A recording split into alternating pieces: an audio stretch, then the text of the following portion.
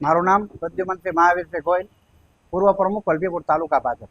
પ્રદ્યુમનસિંહ, જે પ્રમાણે ધારાસભ્યના પ્રતિનિધિ તરીકે હટાવવામાં આવ્યા છે તે વાત થઈ છે અને હાલ દિલીપભાઈ છેટાને નિયુક્તિ કરવામાં આવી છે ધારાસભ્યના પ્રતિનિધિ તરીકે. તમે શું કહેશો? મેં ગઈ 30/1/2025ના રોજ ધારાસભ્યના પ્રતિનિધિ તરીકે છૂટા થવા માટે વિનંતી માનનીય ધારાસભ્ય શ્રી શંભુનાથજી બાપુને કરી છે અને એમને સ્વીકારી પણ છે. 30/1 પછી હું ક્યાંય પ્રતિનિધિ તરીકે હાજરી પણ મેં આપી નથી. અને જ્યારે અમે 2 દિવસ પહેલા માનનીય ધારાસભ્ય શ્રી વલભીપુર તાલુકાના પ્રવાસે હતા ત્યારે અમે સાથે સંકલન કર્યું. માનનીય ધારાસભ્ય શ્રી દિલીપભાઈ છેટા, અમારા મયુરસિંહ ચૌહાણ છે અને તાલુકાના દરેક વરિષ્ઠ આગેવાનો, પૂર્વ પ્રમુખશ્રીઓ અને જે આગેવાનો ભારતીય જનતા પાર્ટીના છે એમની સાથે સંકલન કરી અને અમે નક્કી કર્યું કે વલભીપુર તાલુકો, ઉમરાળા તાલુકો અને ગઢડા તાલુકાની અંદર પાટીદાર સમાજ જે બહોળા પ્રમાણમાં જે મતદારો હોય અને વસ્તી પણ વધારે ધરાવતા હોય તો આપણે સાથે મળી અને માનનીય અમારા દિલીપભાઈ છેટા જે પૂર્વ મહામંત્રી છે ભાવનગર જિલ્લા ભાજપના, એમને પ્રતિનિધિત્વ આપીએ અને અમે પણ એમની સાથે કામ કરવા માટે પણ તૈયાર છીએ.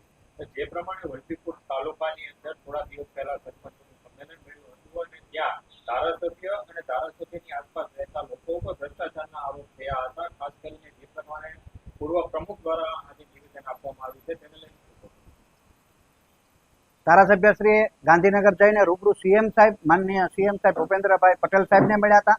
રત્નાકરજી અમારા પાર્ટીના મહામંત્રીશ્રીને પણ મળ્યા છે અને જિલ્લા અધ્યક્ષ શ્રી દિગ્વિજયસિંહ સાથે પણ રૂબરૂ મુલાકાત કરી અને એમને કીધું છે કે જો ભ્રષ્ટાચાર ક્યાંય સાબિત કરી દે તો હું ધારાસભ્ય પદેથી રાજીનામું દેવા તૈયાર છું. પણ અમારા જે પૂર્વ જિલ્લા અધ્યક્ષ જે ભાઈ મુકેશ લંગાળિયા છે એને તો આ રીતે બીજા ઉપર કાદવ ઉછાળવાની જે ટેવ છે એ લગભગ 1991થી લઈ અને અત્યાર સુધીમાં કે હું જ સર્વોપરી પૂર્ણ છું એવું સાબિત કરવા માટે, અને હું હોય તો જ જિલ્લા ભાજપ ચાલે, નહીં તો ના ચાલે, એ સાબિત કરવા માટે થઈ અને આવા ગંદા પ્રયાસો, ગંદા કાદવ ઉછાળવાનું કામ એ કરી રહ્યા છે. ત્યારે જ અમારા વલભીપુર તાલુકાની અંદર જ્યારે તાલુકા ભાજપના પ્રમુખ હતા ત્યારે પણ એમને જે ચારિત્રના આક્ષેપો એની ઉપર થયા હતા અને એની ઉપર એફઆઈઆર પણ થઈ હતી, ત્યારે એમને અડધી ટર્મથી તાલુકા ભાજપના પ્રમુખથી, તે પછી જિલ્લાના ઉપાધ્યક્ષ જ્યારે હતા 2012માં ત્યારે પણ જિલ્લા ભાજપના ઉપાધ્યક્ષ તરીકે પણ એમને અડધી ટર્મથી છૂટા કરવામાં આવ્યા હતા અને જિલ્લા ભાજપના અધ્યક્ષ જ્યારે બન્યા ત્યારે પણ અડધી ટર્મથી એમને ચારિત્રના આક્ષેપો અને જે કાંઈ બાબતો પ્રદેશના ધ્યાને આવી હોય ત્યારે એમને છૂટા કરવામાં આવ્યા છે. એ આખું ગુજરાત, વલભીપુર તાલુકો અને ભાવનગર જિલ્લો જાણે. પ્રદ્યુમનસિંહ, જો કોઈ વિપક્ષના નેતા આરોપ લગાવે તો સમજી શકાય કે આક્ષેપ હોઈ શકે, પરંતુ આ તો ભાજપના જ પૂર્વ પ્રમુખ છે અને તેમને કોન્ટ્રાક્ટર સાથે મિલીભગત હોય અથવા તો બીજા જે વિકાસના કાર્યો હોય તેમાં પણ ભ્રષ્ટાચાર કર્યા હોવાના આરોપ લગાવ્યા છે. તો આ આરોપ લગાવવા તમે શું કારણ? પણ એમને સાબિત કરવું જોઈએ ને, સાબિત તો કરતા નથી અને આક્ષેપો કર્યા રાખે. હજી પણ ચાલુ જ છે ધીરું ધીરું પ્રવાસો કરવા, ગેરરીતિ બધાને ઉશ્કેરવા, કાર્યકર્તાઓને સાથે મળી અને ખોટી ટેપ રેકોર્ડિંગ કરવી, સામે સેટિંગ કરી અને ટેપ રેકોર્ડિંગ કરી અને ઓડિયા બહાર પાડવા, આવું કામ એ કરી રહ્યા છે. ભારતીય જનતા પાર્ટીને આવતા દિવસોમાં બહુ મોટું નુકસાન થાય એવી પણ ભીતિ છે. નાના કાર્યકર્તાઓને પણ નુકસાન થાય એવી ભીતિ મને સેવાઈ રહી છે. આ જો કાર્યક્રમ હતો તેની અંદર અનેક ગામના સરપંચો પણ એકઠા થયા હતા, જાહેર સંમેલન યોજાયું હતું. તો ભાજપનું તો આંતરિક વિવાદ આ કહી શકાય કે ન કહી શકાય, કારણ કે એક પ્રકારે ધારાસભ્યને પણ એવું કીધું હતું કે તેઓ આયા છે. ધારાસભ્ય અમારા ત્યાં છે એ SC ST દલિત સીટ છે એટલે ધારાસભ્ય અમારે બધા લગભગ અત્યાર સુધી લગભગ 91થી અત્યાર સુધી આત્મારામભાઈ હતા. ત્યાર પછી અત્યારે માન્ય ધારાસભ્ય તરીકે મહંત શંભુનાથજી બાપુ આવ્યા છે. એ તો પાર્ટીનો નિર્ણય છે, પાર્લામેન્ટરી બોર્ડનો નિર્ણય છે કે ભાઈ ધારાસભ્ય ટિકિટ કોને આપીએ. પણ આ સરપંચો જે છે નવા, એ તો બધા એકદમ નવા છે, ફ્રેશ છે, જૂના છે નહીં. ભારતીય જનતા પાર્ટી સાથે સંકળાયેલા છે એ 100%ની બાબત છે. પણ એને એવું નક્કી કર્યું કે ભાઈ અમે હરખ જમણ રાખ્યું છે, સરપંચોને જમાડવા છે. આવી કોઈ વિષય હતો નહીં કે ધારાસભ્ય ઉપર કાદવ ઉછાળવો કે ધારાસભ્યની વિરુદ્ધમાં કે પાર્ટી વિરુદ્ધમાં બોલવું. પણ એવું નક્કી કર્યું અને લોકોને ભેગા કરી, ભાડા આપી, ભથ્થા આપી અને લાવી અને જે સંમેલન 1000-1200 માણસો ભેગા કરી અને જે માનનીય ધારાસભ્યશ્રી ઉપર અને ભારતીય જનતા પાર્ટી ઉપર જે કાદવ ઉછાળ્યો એ એકદમ નિંદનીય છે અને હું એની સખત શબ્દોમાં નિંદા પણ કરું છું. પ્રદ્યુમનસિંહ, 1 જાન્યુઆરીના રોજ તમારો એક પત્ર છે જેમાં તમે ધારાસભ્યના પ્રતિનિધિ તરીકેનું પદમાંથી મુક્તિ આપવા માટેનો પત્ર લખ્યો છે.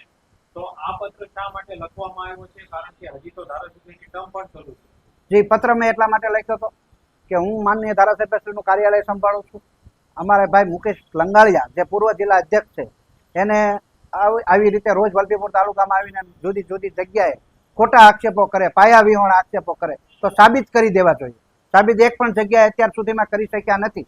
એટલે આવું ઝીણું ઝીણું ચાલુ થયું એટલે મેં જ બાપુને એવું કીધેલું માનનીય ધારાસભ્યશ્રીને કે મારા હિસાબે તમને છાંટા ઉડે. આપ તો રાષ્ટ્રીય મહામંત્રી અજા મોરચાના છો, ધારાસભ્ય છો, અને એનાથી આગળ જે ગાદીના મહંત છે ઝાંઝરકાના એની ઉપર કાદવ ઉછળે એ મારા વડાથી ઉછળે એ મને જરા કંઈ પસંદ નહોતું.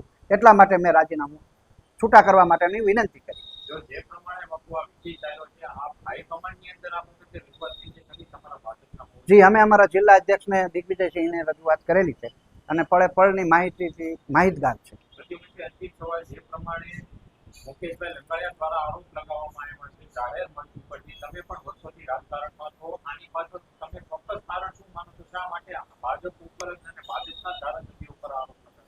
વિષય એવો છે એ ધારાસભ્યના પોતે પ્રમુખમાંથી ઉતર્યા પછી પાટીલ સાહેબ માર્કેટિંગ યાર્ડની અંદર કાર્યક્રમ હતો અને એમાં માનનીય પાટીલ સાહેબ પ્રદેશ અધ્યક્ષશ્રી આવી રહ્યા હતા. મને એમને ફોન કરીને ટેલિફોનિક સૂચના આપી કે હવે આરસીભાઈ પ્રમુખ છે એને બધું કરવાનું છે, આપણે માણસો લાવવાના નથી. પણ મેં માનનીય ધારાસભ્યશ્રીને પૂછ્યું કે ભાઈ મુકેશ લંગાળિયાનો આવી રીતે મારી ઉપર ફોન આવ્યો છે કે પાર્ટીના કાર્યક્રમમાં આપણે માણસો લાવવાના નથી, કોઈ આવવા ન જોઈએ અને હવે બધું કરશે મહુવાથી.